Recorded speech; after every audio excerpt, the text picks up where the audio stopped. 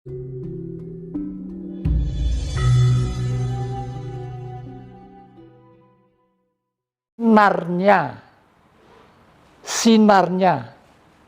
Kalau ruang segini itu sinarnya berapa deh ini? Gak bisa ngitung. Yeah.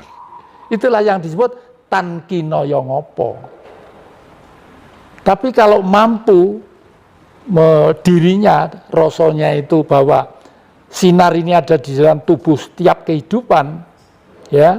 Lalu kehidupan semua titah itu, anjing, babi, celeng, kerbau, ya, banteng, gajah, sapi, buaya, rumput, cacing, semua mendapat sinar.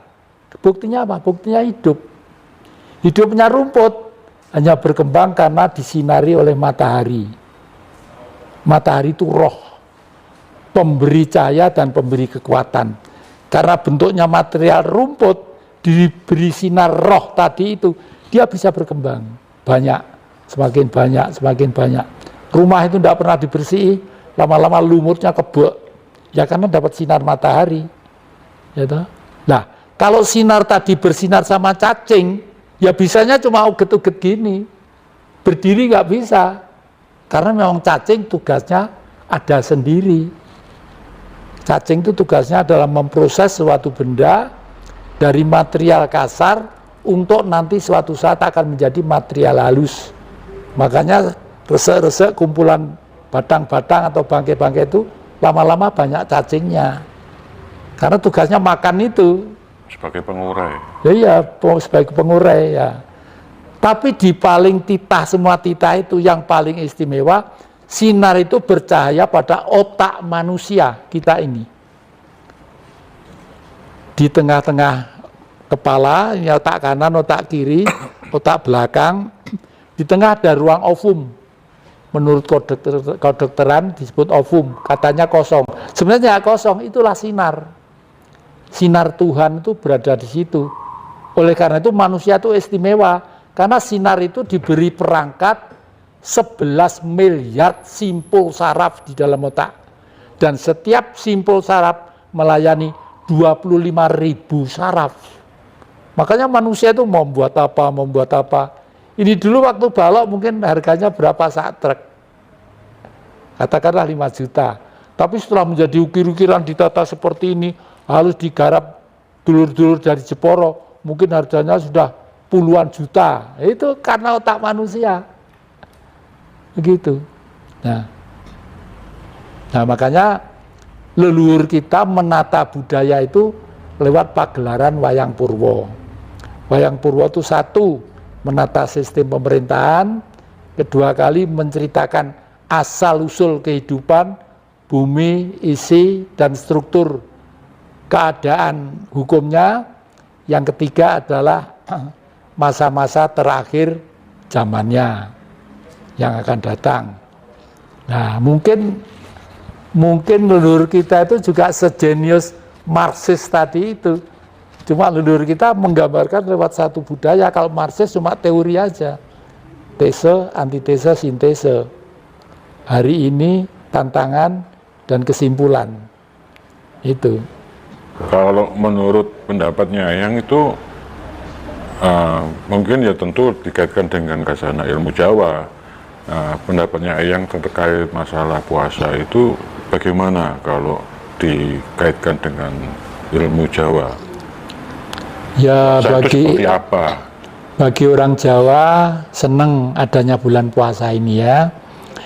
Paling enggak itu 1 bulan itu ada kegiatan-kegiatan yang akan mendorong jiwa person-person itu untuk menanggulangi diri dari kehendak-kehendak yang negatif gitu ya.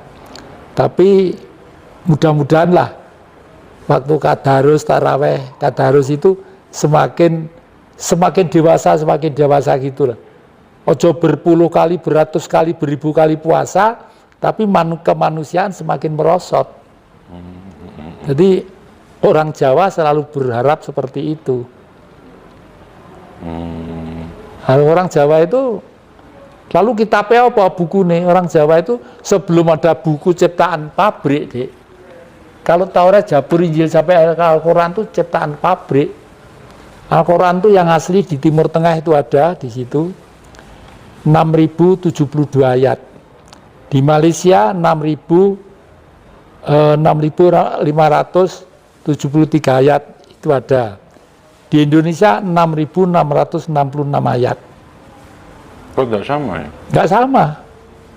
Karena setiap situasi politik, setiap kehendak politik selalu menggunakan kitab suci itu sebagai tenaga subjektivitas. Karena manusia menganggap itu adalah satu-satunya acuan. Tidak Al-Quran saja, Injil juga berubah. Injil itu ada. Injil yang lama ada kata-kata the Queen of the South Sea, seorang ibu ratu emas yang ada di Laut Selatan. Injil yang baru tidak ada, Dek. Karena mungkin gereja-gereja juga menganggap itu perbuatan syirik, perbuatan musyrik, perbuatan nyimpang. Padahal kenapa di sana orang Jawa kok percaya? Karena air yang sedemikian banyak itulah perwujudan Tuhan tadi itu. Buktinya apa? Memberi kemuran. Disinari matahari, laut itu menguap, jadi mendung, jadi hujan. Jadi hujan, pohon-pohon menjadi subur, tanaman-tanaman menjadi baik. Artinya sumber-sumber menjadi manusia semakin hidupnya semakin enak dan bahagia. Itu makanya ini saya ilmiahkan di buku itu bahwa semula kehidupan dari sentral titik aktivitas minus. Karena hidup itu hukumnya plus dan minus, kalau titik itu kita berbesar menjadi huruf nol. Netral. Nol, zero, ya. Karena hidup garis tengah ini plus, bawah minus. Kalau orang Jawa dulu merebut Bopo Angkoso Ibu Bumi. Bumi itu tidak ada tanpa angkasa. Makanya Bopo Angkoso Ibu Bumi itu. Nah, terus setelah waktu itu karena plus minus gesekan, karena matahari itu tidak satu, di sana ada matahari, di sana ada matahari, akhirnya udara itu kan lentur begini, Dek, bergerak. Udara bergerak karena udara itu isinya tadi itu plus minus tadi itu gesekan plus minus lap keluar. Di kitab suci ditulis tanah dan air berputar-putar di udara dibakar api yang membara. Nah, setelah api terhimpun kembali, retak gitu ya, akhirnya timbullah magma untuk mengikat bumi ini. Begitu. Terus berarti puasanya orang Jawa itu sama puasanya orang Islam itu apa ya, sama ya? Apa enggak sama ya? Ya, kalau Ramadan itu puasanya orang Islam. Kalau Jawa itu istilahnya tirakat. Ya, tirakat. Simpel banget. Satu, jangan makan dan minum yang merusak jiwa dan raga. Itu. Yang kedua, ya itu aja hukumnya, jangan makan dan minum yang merusak jiwa dan raga. Kalau kita tarik ke belakang, si Jawa itu kelihatannya pada waktu 500 tahun sebelum Masehi itu masih hidup di lembah gunung Himalaya sana, ya, India sebelah utara, agak ke utara. Di situ ada si Jawa yang orang sana menyebut Siddhartha Gautama, yang selanjutnya disebut Sang Buddha. Maksudnya orang Jawa gimana ya? Jawa itu kan karena di sini itu banyak gunung-gunung berapi, Dek. Akhirnya kan eksodus. Ribuan tahun yang lalu eksodus kemana-mana. Tapi Jawa itu adalah manusia yang pertama kali tercipta atas kehendaknya. Manusia yang tercipta pertama kali atas kehendaknya. Saya pakai sedikit istilah Islam, misalnya Allah. Pada waktu Allah berkehendak atau Allah Bapa berkehendak membuat alam semesta, ya, akhirnya beliau kan berkhayal. Nah, alam terus kalau saya membuat ciptaanku hidupnya di mana? Dibuatlah bumi. Pada waktu bumi sudah tercipta oleh beliau berbentuk sinar, ya, lalu jelek ke bumi, menjadi sosok manusia. Menjadi sosok manusia. Nah, inilah yang orang Nasrani menyebut Tuhan Yesus. Lalu Ibu Maria itu siapa? Ibu Maria itu wanita suci. Apa itu? Bumi ini loh. Bumi itu wanita suci. Artinya wanita yang masih suci banget, masih tumbuh-tumbuhannya indah, keseimbangannya ini indah, rumput-rumputnya indah, bunga-bunganya indah. Kalau di dalam cerita Jawa kuno atau Hindu kuno disebut Parwati. Sebelum Parwati menjadi cantik disebut Sati. Kalau di pewayangan disebut Betari Durga. Durga itu wanita, bumi itu wanita. Maksudnya disebut bumi. Ibu bumi, Bopo Angkasa. Kalau orang Eropa menyebut Motherland.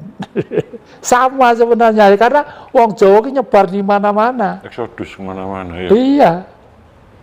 Dan manusia pertama kali karena sinar dari Sang Maha tadi itu mesti suci toh. Orang suci itu orang beneh. Makanya kalimatnya disebut wong Jawa, wong sing beneh.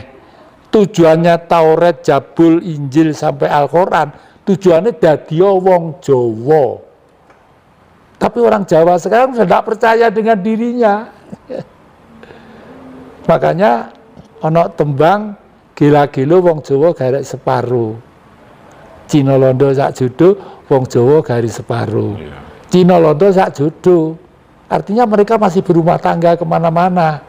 Karena karakternya ada. Cina deh, kalau ke suatu wilayah lain, yang didirikan pertama kali apa? Kelenteng deh. Karena apa? Untuk hormat terhadap leluhur. Ya toh, hormat terhadap leluhur. Itu. Hebat. Beliau-beliau itu hebat. Dan akhir-akhir ini banyak saudara-saudara Cina yang mengetniskan bahwa Cina itu dulu pengaruhnya besar gini nih. Oleh karena itu kalau Cina sekarang juga banyak di Indonesia, memang andilnya Cina terhadap Indonesia itu besar. Saya luruskan Mbak, Saman jangan terlalu ekstrim Cinaisme. Saman belajar sejarah dulu. Maksud Saman bener.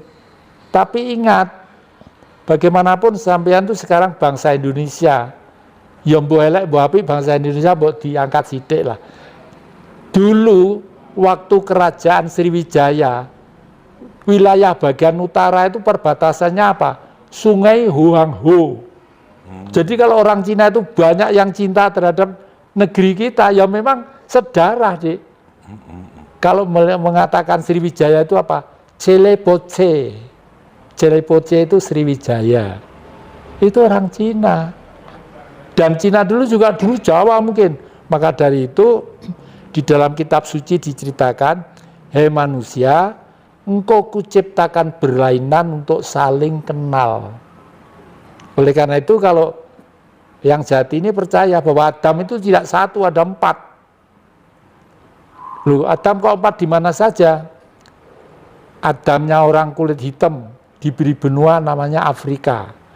Adamnya orang keriting, rodo abu-abu wungu, ya, diberi benua namanya Australia.